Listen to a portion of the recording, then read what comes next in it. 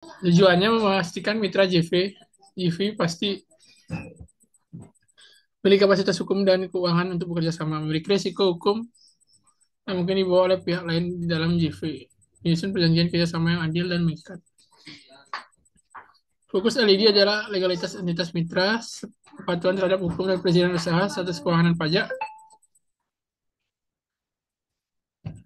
aset yang akan disumbangkan dalam JV, uang properti atau teknologi, perselisihan atas sengketa yang sedang berjalan, hasil informasi untuk menyusun perjanjian joint venture, menghindari kerjasama dengan pihak bermasalah secara hukum. Nah, kemarin apa?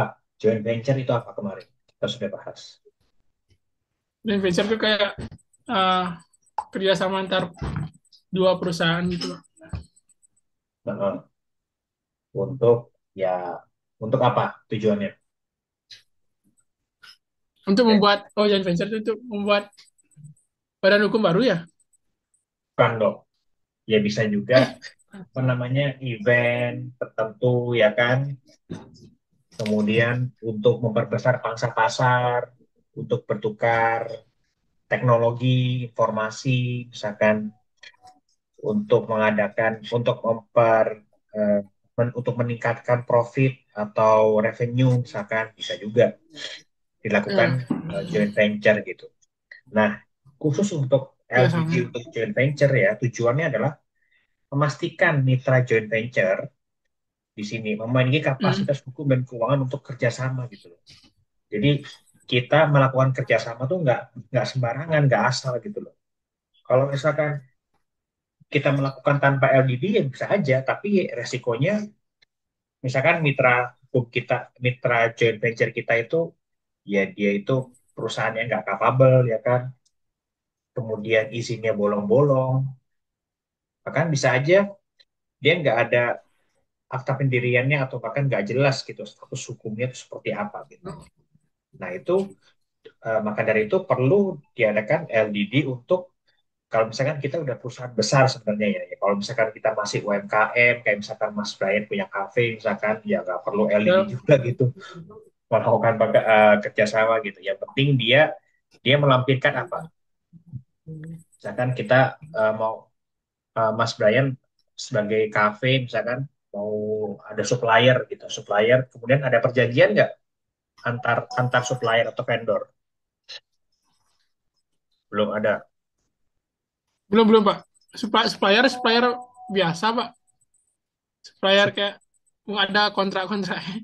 Oh, belum ada kontraknya. Supplier Tapi nanti kalau kalau nggak, misalkan eh, tapi nanti kalau misalkan sudah lumayan besar harus ada tuh supaya menghindari resiko bisnis ya kan. Karena kan pasti ada aja ya tuh Pak. resiko bisnis. Bahkan kalau kita katakanlah bekerja sama dengan orang yang udah lama kita kenal, bahkan sama teman sendiri atau bahkan sama saudara sendiri aja, lebih baik ada perjanjiannya, ada agreementnya gitu supaya ya Benar sama-sama Pak. paham gitu kan, seperti itu. Bukan maksudnya strict atau kaku banget sih, misalkan kok pakai agreement segala, bukan ya supaya ada aturan jelasnya aja supaya kita sama-sama tahu ini tuh kita sedang berbisnis, bukan sedang sedekah atau sedang apa main-main bukan, tapi sedang berbisnis yang serius.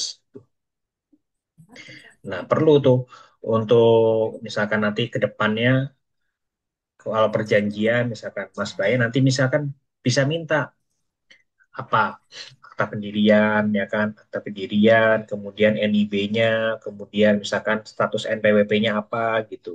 Kalau misalkan dia PKP, kita bisa cek gitu kan. Kalau ada PKP kan berarti berhak memungut apa? Kalau perusahaan sudah PKP, apa? Kenapa aja? Berhak memungut apa kalau sudah PKP? Oh, mongot ini apa namanya? Eh, pajak penjualan persamaan nilai, sorry. Betul. PN. Memungut PPN ya kan. Misalnya berapa PPN? 11 Pak.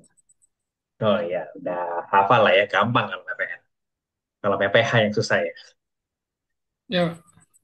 Nah, kemudian menilai resiko hukum yang mungkin dibawa oleh pihak lain ke dalam joint venture gitu.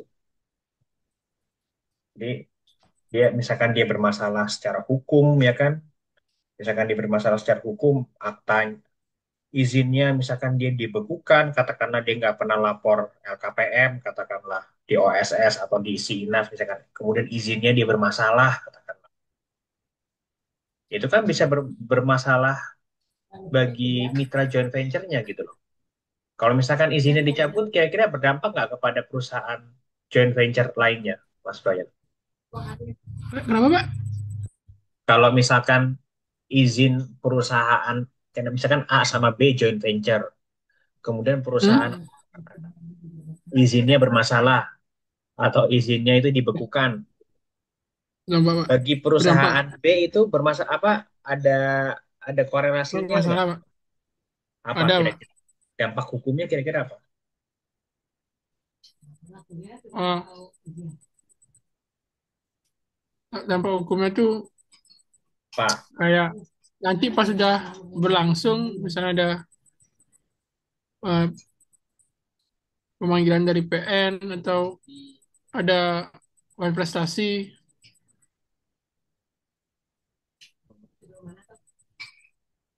apa korelasinya kira-kira?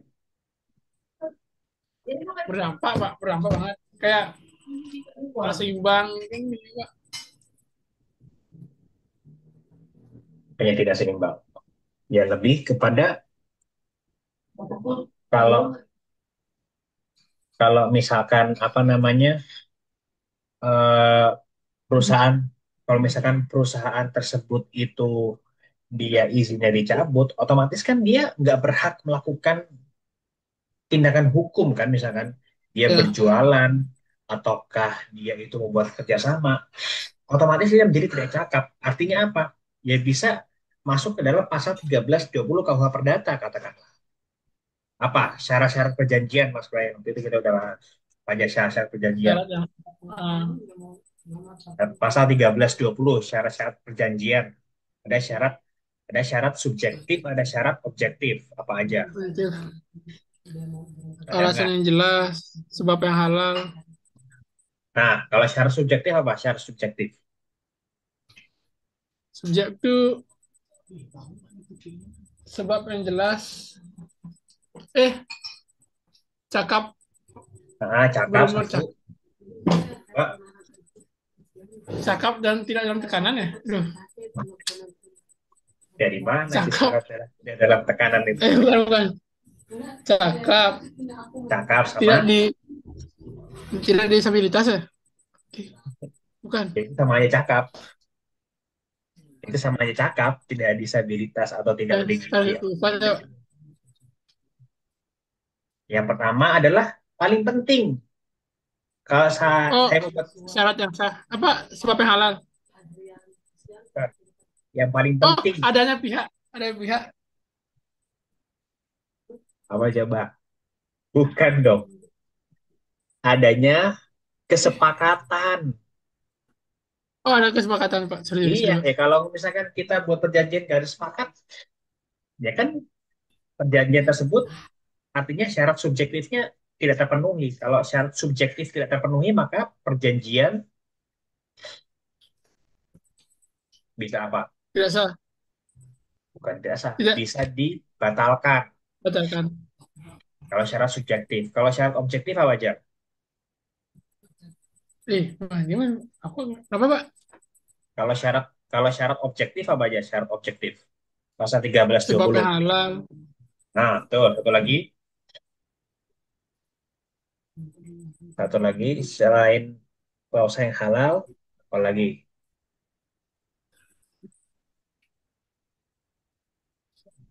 Dari kesepakatan. Tidak dalam tekanan ya? Kenapa Ih, tidak dalam tekanan terus? Tidak dalam tekanan bukan masuk syarat sah perjanjian itu. Ya, duh. apa? Lupa aja Pak. Sebab yang halal satu lagi, objek objek yang jelas. Adanya objek. Ya, objek yang jelas Pak. Nah, objek yang jelas. Contohnya apa? Objek yang jelas. Maksudnya apa? Kayak perjanjiannya itu jelas tentang apa. Kayak tentang misalnya tentang rumah, jual beli rumah. Objek rumah itu jelas. Betul. Kalau sebab yang surat-suratnya halal, jelas. betul, betul. Kalau sebab yang halal, Ada mengapa melakukan perjanjian itu sebabnya halal. maksudnya apa sebab yang halal? Eh, halal tuh perjanjiannya itu karena gak ada niat jahat karena halal itu aja. Sebab yang halal berarti sesuai atau sah, sah di mata undang-undang atau aturan hukum yang berlaku di Indonesia. Nggak boleh kita jual beli narkoba atau jual beli organ tubuh Enggak. atau manusia misalkan itu nggak boleh. Itu harus yang sah secara hukum yang berlaku di Indonesia seperti itu. Nah, kalau misalkan tadi izinnya dicabut, kemudian atau misalkan ya dia nggak apa namanya nggak berhak menjalankan atau membuat tindakan hukum misalkan seperti perjanjian. Berarti dia masuk ke dalam pelanggaran syarat syarat apa? Yang dilanggar syarat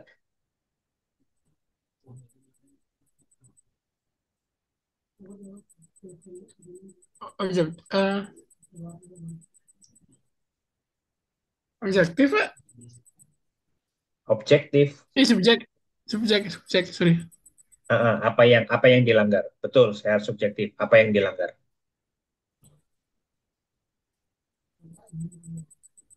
Ah, Kan tadi syarat subjektif ada dua tuh. Mana yang dilanggar? oh yang Kecakapan, ini Pak, kecakapan atau kesepakatan?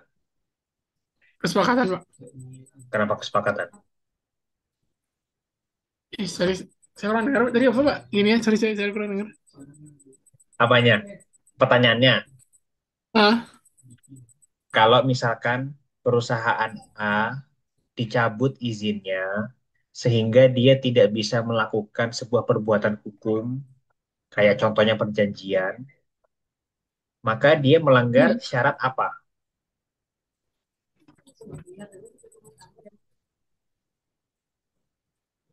Coba itu melanggar kecakapan syarat. Betul, kecakapan. karena kurang ya Iya, dokumen-dokumennya. karena dia kan tidak tidak berhak untuk melakukan tindakan hukum sama seperti orang orang ODGJ misalkan. Ya dia nggak berhak membuat sebuah tindakan hukum gitu loh. Ataupun dia melanggar hukum pun dia dibebaskan karena dia ODGJ sama seperti korporasi. Ketika korporasi dia tidak memenuhi syarat Hmm, kecakapan, ya dia tidak memenuhi untuk eh, bertindak hukum sebagai korporasi, maka perjanjian tersebut dapat dibatalkan. Nah, ini kan bisa merugikan eh, mitra joint venture yang lainnya gitu loh. Kemudian menyusun perjanjian kerjasama yang adil dan mengikat. Itu tujuannya yang ketiga ya, supaya kerjasamanya adil dan juga mengikat. Ya, mengikat kan pasti ya, binding gitu. Asalkan syarat-syarat perjanjiannya terpenuhi. Kemudian fokusnya adalah legalitas entitas mitra. Jadi kita melihat legalitas mitra kita itu sudah sampai sejauh mana gitu. Bahkan kalau sampai detail kayak ada audit kan, audit vendor atau supplier gitu. Misalkan kita bekerja sama dengan perusahaan besar seperti Unilever misalkan. Itu dia pasti ada auditnya gitu loh. Audit itu sangat-sangat susah gitu. Bahkan sampai ketenaga kerjaan ya, bukan hanya akta. Akta itu mah pasti. hmm. Kemudian apalagi lingkungan mah pasti. Kemudian sampai ketenaga kerjaan gitu loh. Upah lembur ini dibayar nggak? Dibayarnya sesuai nggak? Sampai koma-komanya misalkan 5.725.321 rupiah sampai angka terakhirnya itu ditanya gitu. Saking detailnya gitu. Saking tidak mau ada apa namanya kesalahan dalam audit tersebut gitu. Jadi sangat-sangat detail. Kemudian kepatuhan terhadap hukum dan perizinan usaha. kepatuhan hukum kepatuhan terhadap hukum dan perizinan usaha ya pasti dicek ya kan perizinan usaha apa aja. Bisa dari OSS ya kan, ada izin, ada sertifikat standar kalau misalkan dia itu menengah menengah ke bawah resikonya ya. Kalau menengah ke atas itu namanya izin. Kemudian kalau di lingkungan ada RKL, RPL, UKL, UPL ya kan. Kemudian kalau misalkan tingkatnya sangat tinggi resikonya itu ada AMDAL namanya. Paling banyak menurut saya kayak lingkungan ya. Lingkungan tuh banyak banget kayak Gimana ada amdal?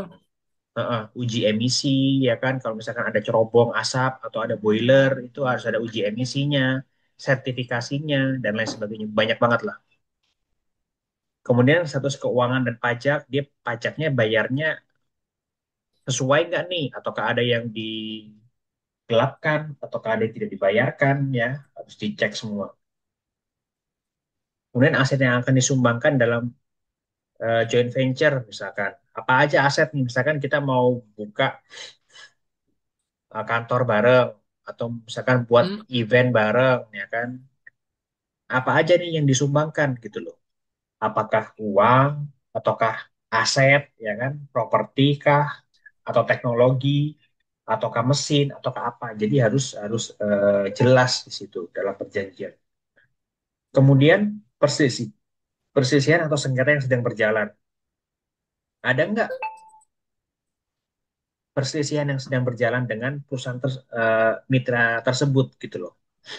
Kalau misalkan ada, kenapa gitu loh. Apakah Itu kesalahan dia atau tidak? Kalau misalkan kesalahan dia berarti wah perusahaan ini berarti memang dia itu dalam tanda kutip nakal. Dia ya berusaha untuk mencurangi mitranya atau suppliernya atau orang lain atau pihak ketiga lah katakanlah.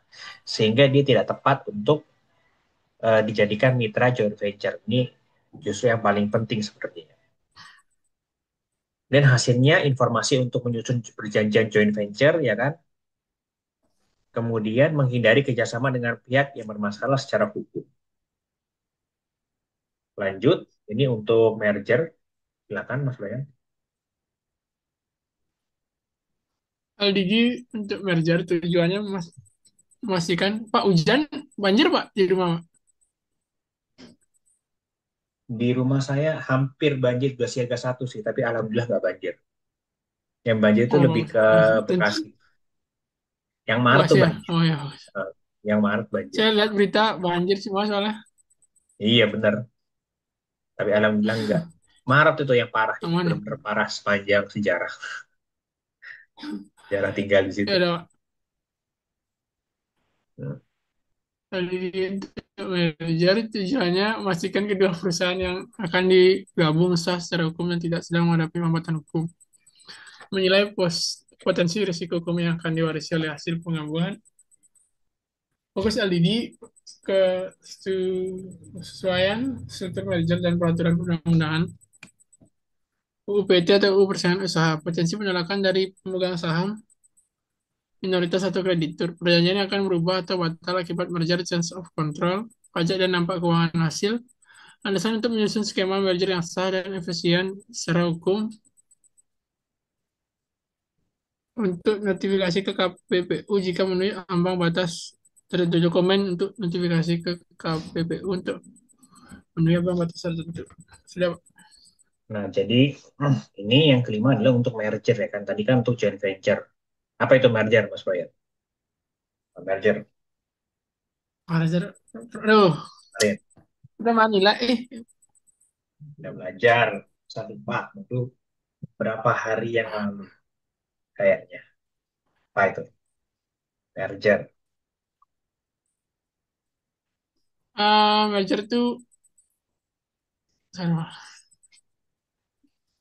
Merger tuh Apa itu merger? Ada nggak catatannya? Dibuka dulu coba catatannya Pak tuh. saya cari.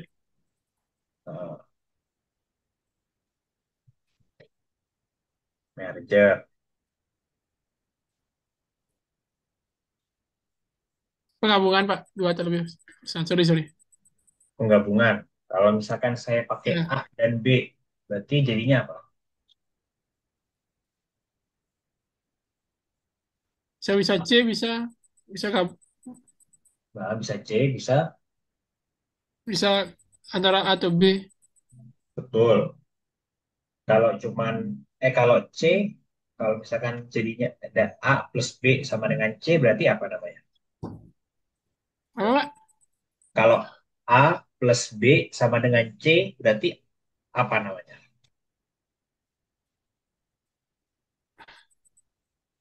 Merger cuman namanya apa? Lebih spesifik. Tuh, Apa? Expo. Ada, ada. Ada tuh di catatannya tuh harusnya. Namanya,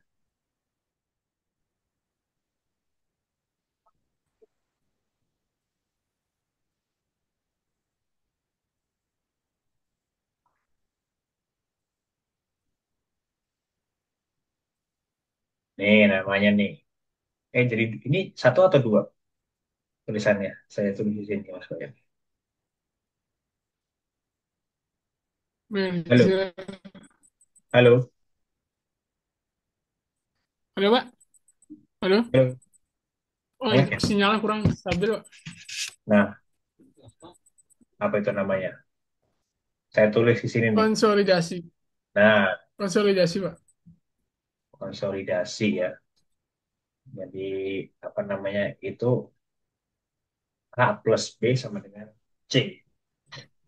Nah, kalau joint LDD untuk merger adalah memastikan kedua perusahaan yang bergabung yang akan digabung sah secara hukum dan tidak sedang menghadapi hambatan hukum gitu loh. Jadi supaya ketika mereka itu bergabung, baik itu satu tetap eksis ataupun melebur semuanya sehingga menjadi satu entitas yang baru ya, tidak ada hambatan hukum yang terjadi gitu loh. Kemudian menilai potensi resiko hukum yang akan diwarisi oleh hasil penggabungan.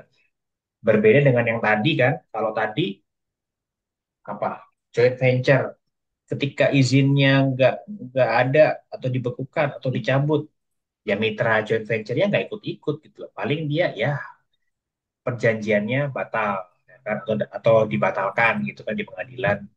Tapi kalau misalkan merger, ya udah si perusahaan yang lain juga yang udah bergabung ikut ikut menanggung gitu loh, ikut menanggung potensi resiko hukum yang diwariskan seperti itu.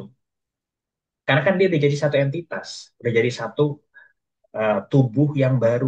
Gitu. Beda dengan joint venture. Kalau joint venture kan dia emang beda. Satu entitas dengan entitas yang lain dia bekerja sama seperti itu. Nah, kemudian fokus LDD adalah kesesuaian struktur merger dengan peraturan perundang-undangan, undang PT, undang persaingan usaha. Kemudian potensi penolakan dari pemegang saham minoritas atau kreditur. Jadi ada nggak potensi penolakan dari saham minoritas atau kreditur gitu loh. Kalau ada, ya mereka harus didengarkan dan nggak bisa serta merta diabaikan gitu. Karena kalau nggak, mereka bisa mengajukan gugatan. Apa nama gugatannya, Mas Brian? Pak. Nama gugatannya apa? Nama gugatan untuk pemegang saham minoritas. Namanya apa? Pernah belajar nggak atau pernah dengar nggak? Kayaknya Mas Brian waktu itu saya ajarin ya. Gugatan apa Pak, pernah, namanya? Pak? Belum pernah. Belum pernah? Siapa berarti ya? Lupa. Namanya gugatan derivatif. Oh, belum, Pak. Belum pernah dengar ya? Nanti coba. Jadi gugatan derivatif itu adalah gugatan yang diajukan oleh pemegang saham minoritas. Gitu. Karena kenapa? Karena kan Hmm? pemegang saham minoritas kan sebenarnya dia dia itu tidak memiliki power pada saat RUPS. RUPS apa itu, Mas Bayat? Rapat Rapat, pemegang saham tahunan, Pak. ya, rapat Rapat umum. umum pemegang saham. Eh, Isinya siapa aja yang ikut di situ? Anggota Anggotanya siapa? pemegang saham Betul. Selain pemegang saham, siapa lagi? sama atasan dulu si eh saya lupa nama atasannya apa. Siapa? Masa lupa. Pemegang saham. Direktur, Nah, selain direktur, yang bagian mengawasi direktur siapa? CEO, Bukan CEO ke direktur. oh seluruh anggota. Seluruh anggota. Bukan yang khusus di atas. Dia bisa dikatakan jabatan lebih tinggi dari direktur. Yang sekarang lagi rame, ada Armando jadi ini PLN. Oh, komisaris, komisaris, komisaris. Nah, itu jangan dilupain tuh. Komisaris, direktur, dan pemegang saham. Itu tiga yang paling dominan dan yang paling tinggi eh, pangkatnya atau kedudukannya di sebuah perusahaan. Nah, kalau di apa namanya Itu komisaris kayak Armando itu 5 tahun, Pak? Apa seumur hidup? seumur hidup kayak raja itu, dia nggak seumur hidup juga. Maksudnya ada kayak staff itu kayak benar-benar jadi staff gitu, Maksudnya kayak kayak bakal terus sampai dia pensiun apa tergantung enggak presiden yang lima ada tahun. ada masa jabatannya. Ada ya rata-rata sih 3 sampai 5 tahun ya jabatan komisaris itu. Oh, ya, Cuman yang ya, jadi ya. masalah apakah ketika dia masuk itu menggantikan jabatan komisaris sebelumnya ataukah dihitung baru gitu. Nah, itu Oh, ya, Pak. tergantung perusahaan atau BUMN masing-masing gitu kan. Nah, balik lagi ke tadi, RUPS itu apa pengertiannya, Mas Bayan?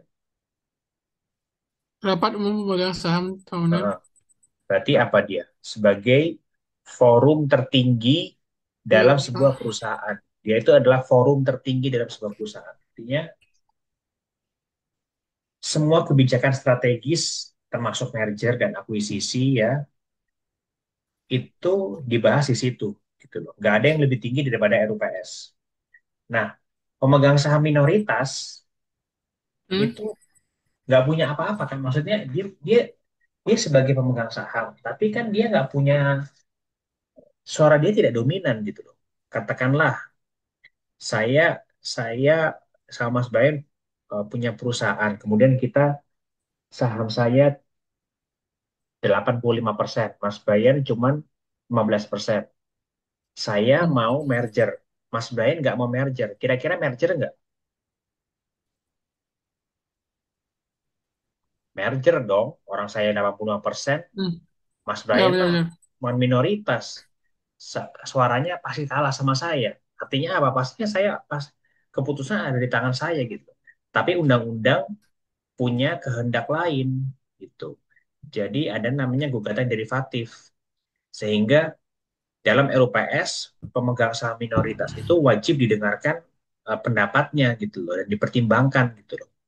Nggak serta-merta mentang-mentang saya mayoritas kan nggak usah didengerin lah atau nggak bahkan nggak diajak RUPS gitu. Nah itu melanggar hukum tuh, melanggar undang-undang sehingga dia bisa digugat kan. Nah itu harus kita cari tuh ada nggak potensi penolakan dari pemegang saham minoritas gitu. Sehingga kita perlu cari di LDD Semuanya, itu Pak. apa Semua minoritas ini cari berarti ya. betul lah. Ya kalau Wah, TBK kan nggak mungkin kita satu-satu ya kan. ya, Tapi ya ya betul lah. yang paling tidak pemegang saham yang tercantum dalam akta gitu aja lah. Bukan Oh, ya. bukan pemegang saham yang saham dijual bebas di bursa efek bukan itu pengertiannya ya. Kemudian perjanjian yang akan berubah atau batal akibat merger,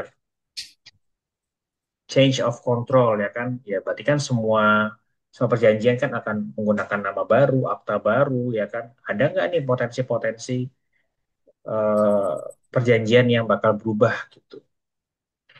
Nah, itu menjadi fokus juga. Kemudian pajak dan dampak keuangannya. Pajaknya kan juga pasti berbeda kan. Apakah PMDN berganti ke PMA, bisa juga ya kan. Atau dari menengah ke besar, atau dari non PKP ke PKP misalkan karena dia merger. Nah itu harus dipersiapkan semuanya gitu loh. Nggak boleh ada yang terlewatkan. Dan juga dampak keuangannya seperti apa. Kemudian hasilnya landasan untuk menyusun skema merger yang sah dan efisien secara hukum. Sehingga eh, kita perlu memberikan pendapat ya atau konklusi apakah ketika merger itu justru memberikan efisiensi secara hukum dan juga dari sisi ekonomi dan bisnis seperti itu. Kemudian harus mengirimkan dokumen notifikasi ke KPPU misalkan jika memenuhi ambang batas tertentu. Jadi kalau misalkan perusahaan itu terlalu besar ya kan sehingga dia berpotensi adanya monopoli, nah itu harus Hmm. dilaporkan ke KPPU. Itu ada ambang batasnya. Sekitar hampir 50% menguasai pangsa pasar itu berpotensi monopoli kan. Makanya dia harus ada Nah, persetujuan atau ya izin lah dalam tanda kutip ke KPPU seperti itu. Mas Bayan kita lanjut di Zoom apa selanjutnya ya. ya Pak, Saya kirim ini dulu, jurnal dulu. Tolong dibaca. siapa? Oke.